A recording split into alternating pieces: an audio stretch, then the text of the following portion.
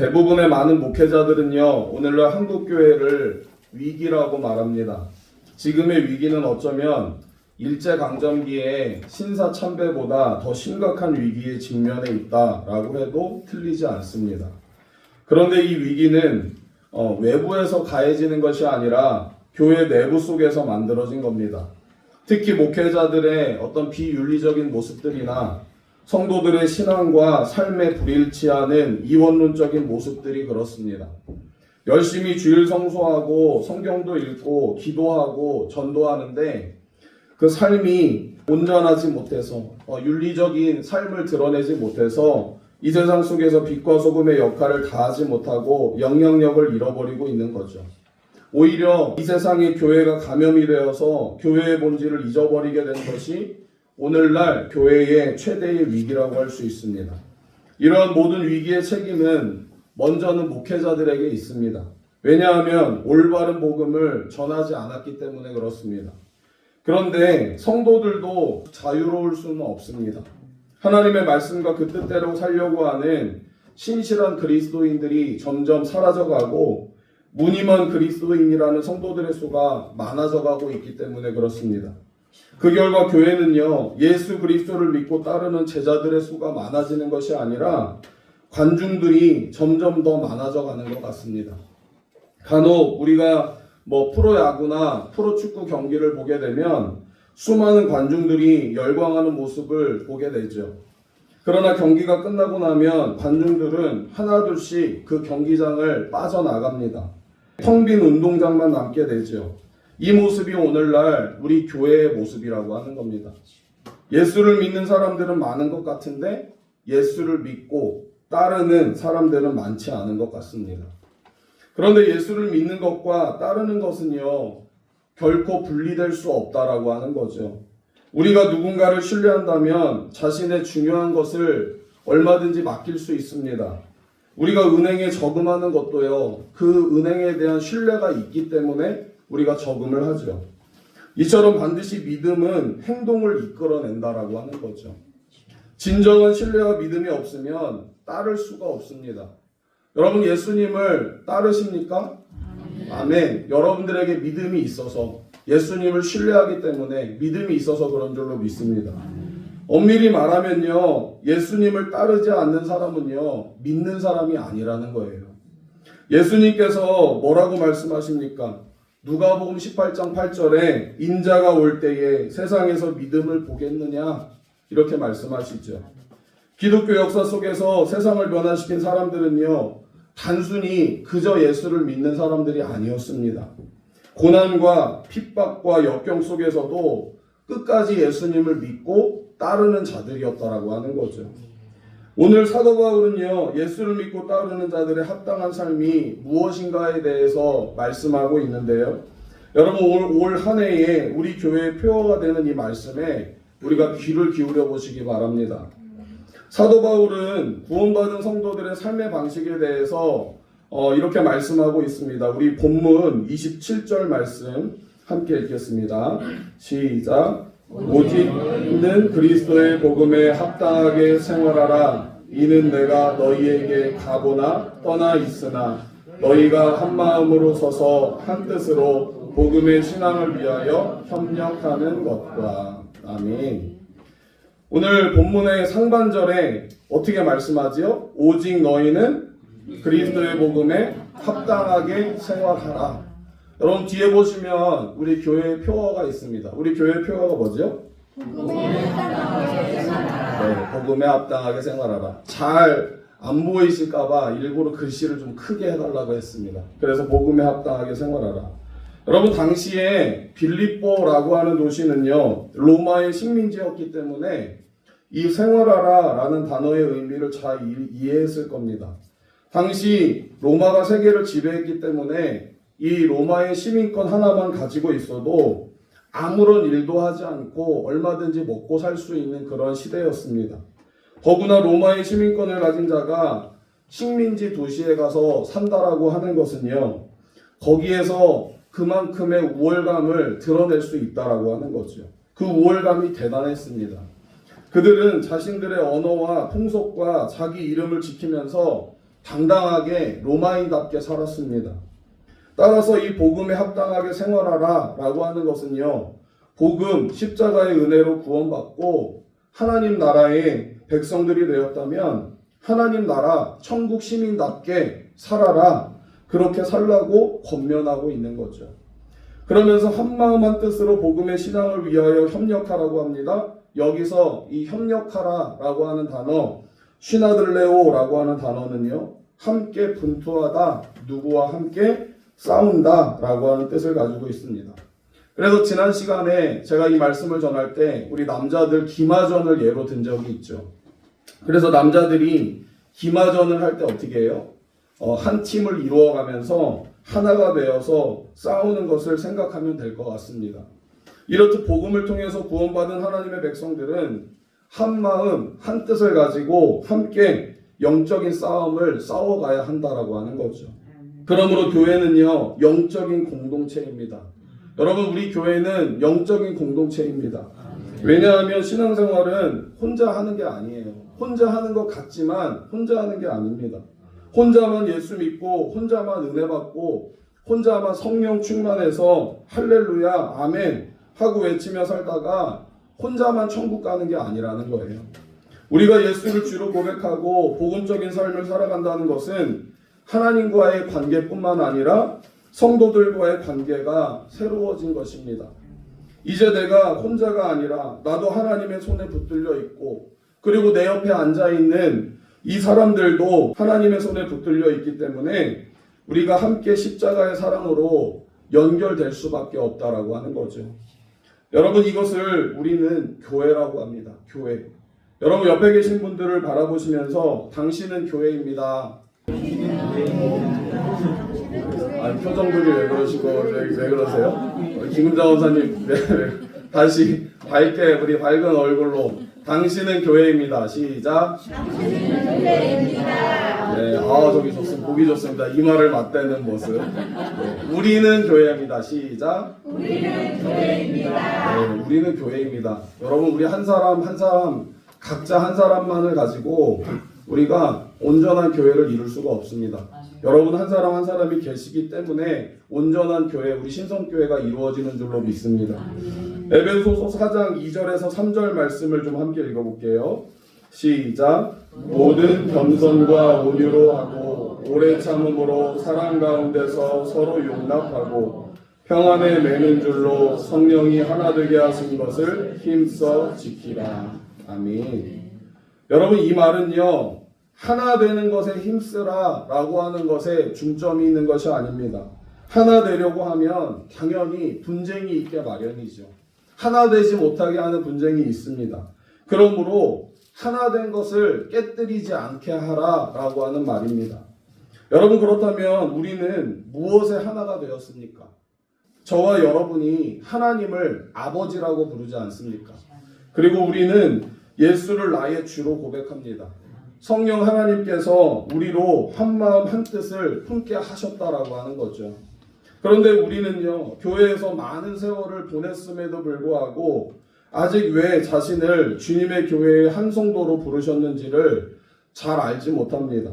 하나님 나라의 권속이요 한 백성이 되었다는 것을 잊고 살아갈 때가 많이 있습니다. 그러기에 교회 안에서 자꾸만 분열이 일어나고 갈등이 생겨나게 되죠. 그 이유가 무엇일까요? 그 이유, 우리에게는요 아직 죄성이 남아있기 때문에 그렇습니다. 여러분, 죄의 특성 중에 하나가 뭐예요? 자꾸만 분리를 시킨다라고 하는 거예요. 분리를 시킵니다. 공동체를 나누고 시기하고 또 경쟁해서 모든 관계를 적대적인 관계로 몰고 갑니다. 어떻게 됩니까? 결국 그러면 하나님으로부터 우리를 분리시키고 또 성도와의 관계를 분리를 시켜버립니다. 자세히 살펴보면 큰 문제도 아닌데요, 그게 과장되어서 결국 진리를 왜곡하기까지 합니다. 유다서 1장 18절에서 19절 말씀도 우리 함께 읽어볼게요. 그들이 너희에게 말하기를 마지막 때에 자기의 경건하지 않은 정욕대로 행하며 조롱하는 자들이 있으리라 하였나니 이 사람들은 분열을 일으키는 자며 육에 속한 자며 성령이 없는 자니라. 아멘. 이 교회 공동체를 분쟁으로 몰고 가는 자들을 성령이 없는 자라고 말합니다. 성령이 없는 자. 성령은 죄를 깨닫게 하고 회개하게 만들죠. 육신의 정욕을 따르지 않고 하나님의 뜻을 따라 살게 합니다. 그러나 죄는 끊임없이 성도들이 하나 되게 하신 것을 깨뜨린다라고 하는 겁니다. 여러분, 그래서 교회 안에서 자꾸만 분열을 일으키고 갈등을 일으키는 사람은요, 성령이 없는 자예요. 성령이 없는 자. 자꾸만 그 죄의 노예로서의 그 역할들을 감당하고 있는 거예요. 처음 예수 믿고 은혜 받고 감격 속에 신앙생활을 하게 됩니다. 그러나 점점 시간이 갈수록 주님에 대한 사랑과 교회 공동체의 관심은 식어져 갑니다. 이 영적 삶은 점점 메마르게 되고 자신의 믿음조차 지키기가 힘듭니다. 그래서 항상 하는 얘기가 있습니다. 옛날이 좋았다. 옛날이 좋았다. 과거가 좋았다. 열심을 품고 주님을 섬겼던 삶을 그저 추억으로만 간직하고 있는 거예요. 그런데 여러분, 현재가 중요하잖아요. 현재 내 믿음이 중요하죠. 과거에 내가 얼마나 신앙이 좋았던 간에 현재가 중요하다라고 하는 사실입니다. 교회 공동체에 깊이 들어오지 않습니다. 언제나 이방인처럼 주변을 서성거립니다. 주일 예배만 겨우 드리고 교회 생활에는 전혀 참여하지 않습니다. 여러분, 기독교 신앙은 본질적으로 영적인 공동체이며 또 그 공동체 속에서 믿음과 신앙이 성숙하게 됩니다.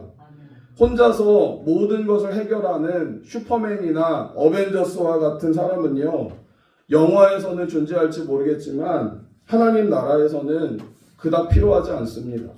힘들더라도, 더디더라도, 조금 느리더라도 정말 복음을 위해서 한마음 한뜻을 품고 함께 서로 협력하고 함께 어려움을 나눠가면서 함께 그 연약한 성도를 보듬어주고 격려해주는 삶이 복음에 합당한 삶이라고 하는 거죠. 여러분, 우리가 이 세상을 살아가면서 마음에 맞는 사람을 평생 몇 명이나 만나겠습니까? 수십 년을 살아오면서 오히려 내 마음에 맞지 않는 사람들이 훨씬 더 많이 있는 것을 보게 되죠. 심지어는 옆에 있는 내 아내, 내 남편도요, 잘 맞지 않습니다. 여러분, 교회는 언제나 합리적인 방법으로 일을 하거나 모든 사람들을 만족시킬 수 있는 곳이 아닙니다. 교회는 언제나 한마음 한뜻으로 협력하기 위해서 지식이 무식 앞에 무릎을 꿇게 되고 또 똑똑하고 지혜로운 사람이 어리석은 자에게 양보를 하게 되고 또 가진 자가 정말 가진 것 없는 자를 섬기는 곳입니다.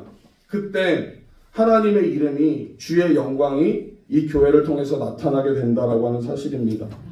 그러므로 복음을 위해서 한마음 한뜻으로 협력하는 우리 신성교회 모든 성도님들이 되시기를 간절히 축원합니다.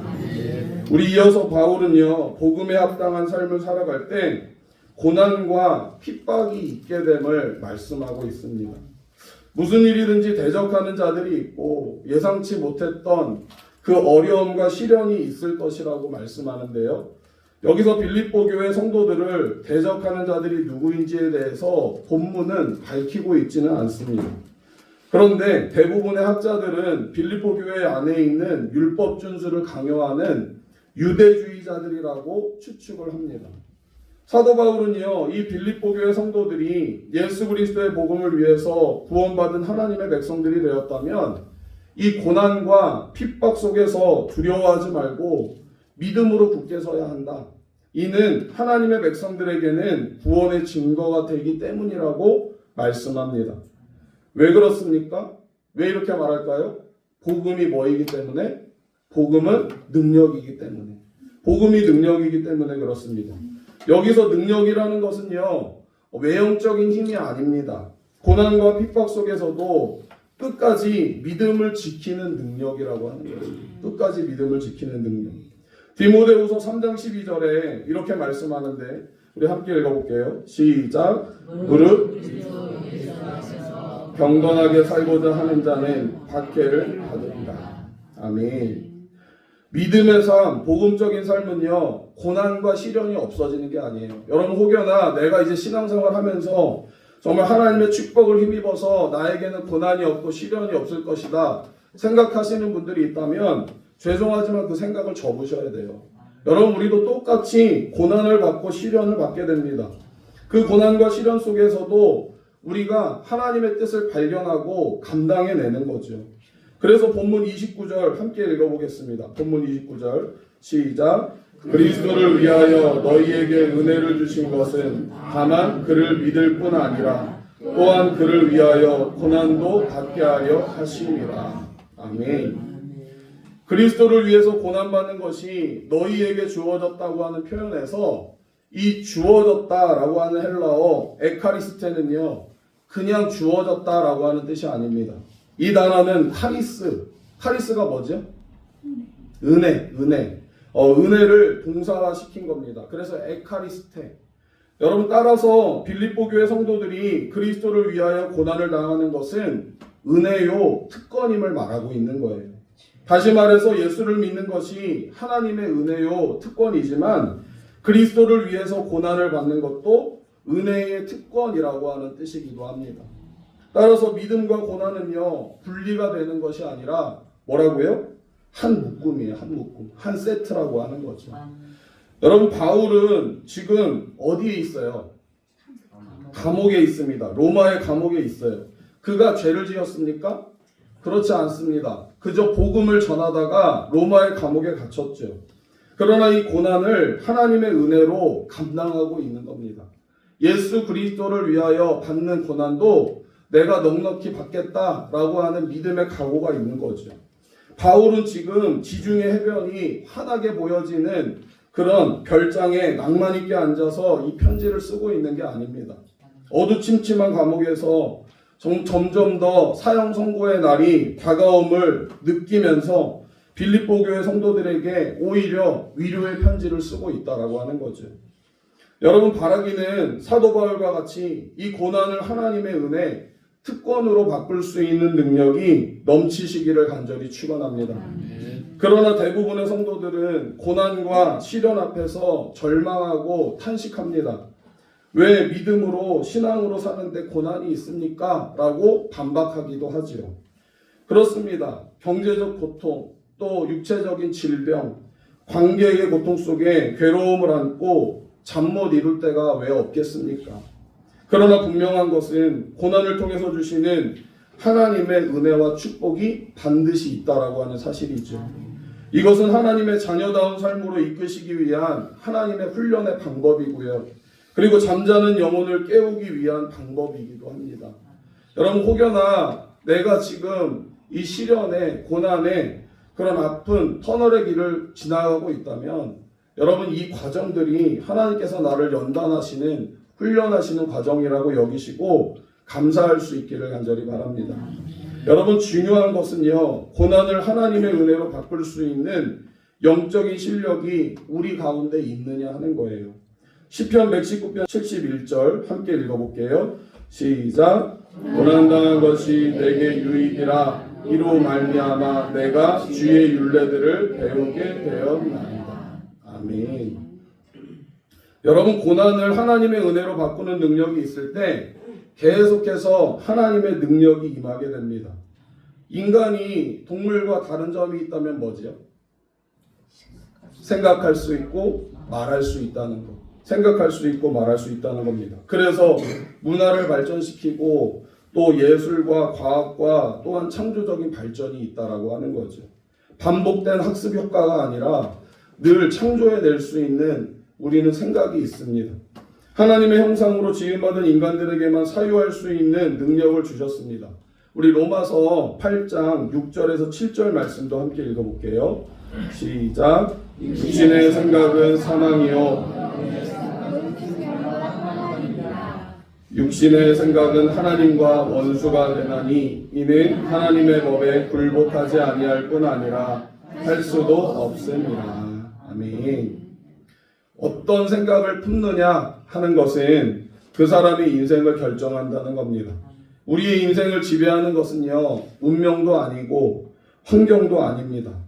하나님을 믿고 믿음으로 생각하고 내 삶을 채워나갈 때에 하나님께서 우리 가운데 일하시고 역사하시는 줄로 믿습니다. 아멘이십니까? 그러나 타락한 죄성을 갖고 있는 인간들에게는요, 끊임없이 부정적인 생각들로 가득 차게 됩니다.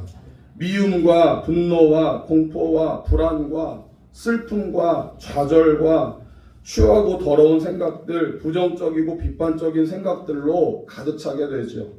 그러므로 내게 주어진 현실을 믿음으로 받아들일 수가 없습니다. 고난을 하나님의 은혜로 바꾸는 것이 아니라 항상 다른 사람의 책임으로 돌리기에 급급합니다. 이것이 우리의 죄성이라고 하는 거죠. 여러분, 우리 신앙생활 속에서 세상은요 그렇게 호락호락하지 않습니다. 우리의 믿음을 가지고 쉽게 이길 수 있는 것이 별로 없습니다. 그러나 고난을 하나님의 은혜로 바꿀 수는 있다라고 하는 사실이 있죠. 성도의 능력은요 모든 것이 잘되고 형통한 삶에서 나타나는 것이 아닙니다. 고난과 시련 속에서 더 많이 우리는 주님의 필요성을 느낄 수 있습니다. 고난을 당할 때, 시련을 당할 때 우리가 할 수 없음을 깨닫게 되고 우리가 감당할 수 없게 됨을 깨닫게 될 때 우리는 자연스럽게 주님을 찾게 된다라고 하는 거죠. 우리 인생 속에 일어나는 수많은 고난과 시련 속에서도 하나님께서 그리스도 안에 예수 안에서 승리를 주실 줄 믿고 이 고난을 하나님의 은혜로 바꿀 수 있는 것이 복음에 합당한 삶을 살아가는 것인 줄로 믿습니다. 여러분, 이제 2025년 새해가 밝았습니다. 우리 신성교회 성도들 모두 예수 그리스도의 복음을 위해서 한 마음 한 뜻을 품을 때에 하나님은 쉬지 않고 일하실 줄로 믿습니다. 우리 교회는 더욱더 건강하고 든든하게 세워져 갈 줄로 믿습니다. 또한 우리 속에 일어나는 수많은 고난과 시련 속에서도 우리가 결코 낙심하거나 포기하지 않고 그 모든 상황을 하나님의 은혜로 고백할 수만 있다면, 그렇다면 저와 여러분들에게 승리의 기쁨이 주어지게 될 것입니다. 그 은혜가 저와 여러분들의 심령 속에 풍성히 넘치시기를 주님의 이름으로 간절히 축원합니다.